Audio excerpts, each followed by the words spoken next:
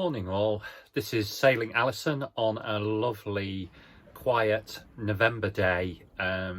It's very misty and as I say, there's not a lot going on in terms of wind. It's just a beautiful day for this time of year. I really like the kind of melancholy of this kind of mid-autumn feel.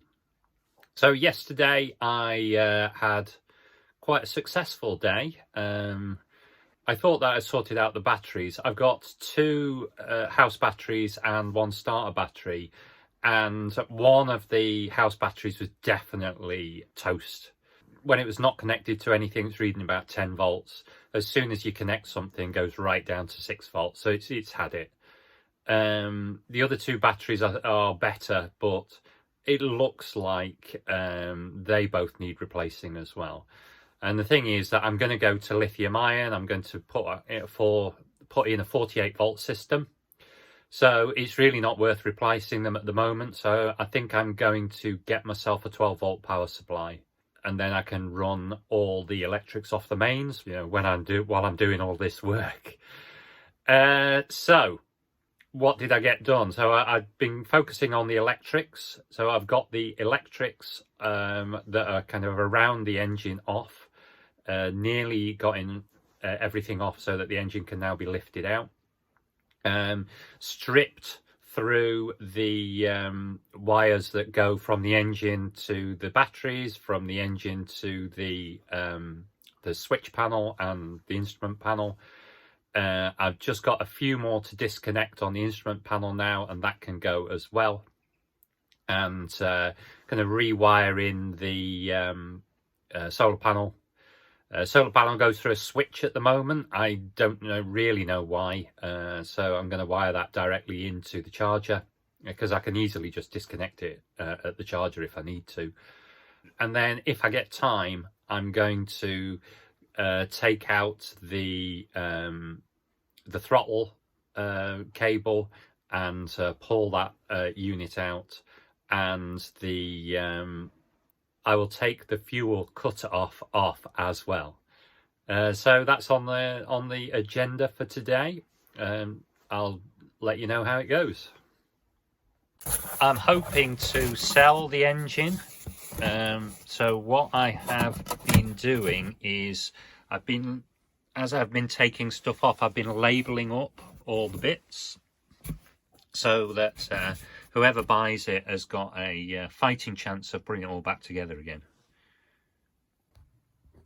Here's the switch and instrument panel.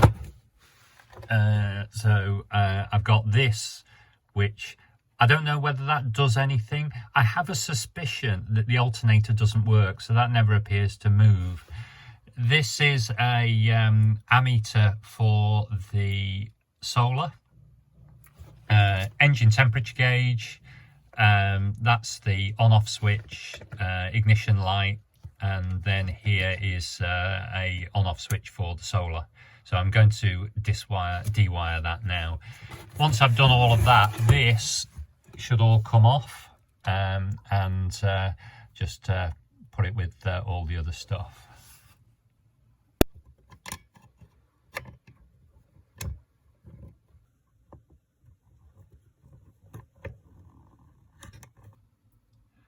So we've got all that cleaned up now. I think I'm going to put a cover on this so I can use it as a secure storage thing.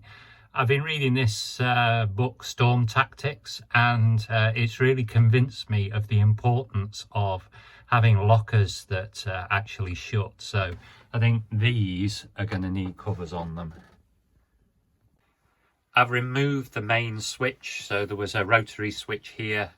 Switch between the house batteries and the starter battery, despite the fact you're really not supposed to start the engine using the house batteries.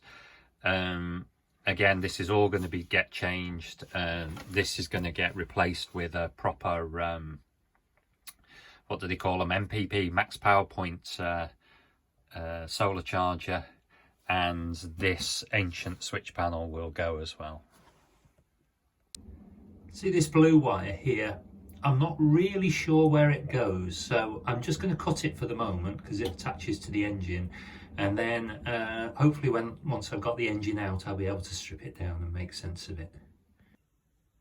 The next thing I'm going to take off is the fuel cutoff. So that's here, this one here. So you can see you've got this toggle button, and then on the back of that,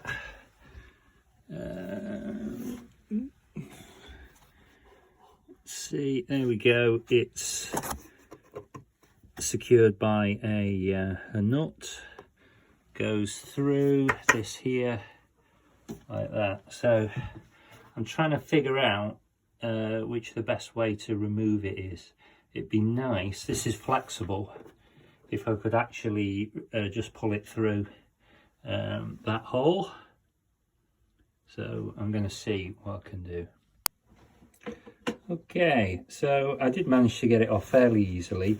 If you look right down there where I'm pointing to, there's actually a square nut on the top, and a 8mm spanner fits that. So here's the fuel cut off, removed. The throttle connection is quite ingenious. You can see this pin goes into the actuator, so you've got the cable comes through here, and there's a collar around the cable, and that just fits around the collar, and you see the pin fits into the actuator. So all you have to do is with a screwdriver push that out. I'm going to try and secure it somewhere sensible, but yeah, I've got the throttle actuator off now. You can see this is the throttle cable here. It's attached by a bracket there. That's on a 7mm nut there, and then it kind of goes through, and the actuator is down here. So I'm just going to take this bit off now. Hopefully that'll just allow it to all pull back out.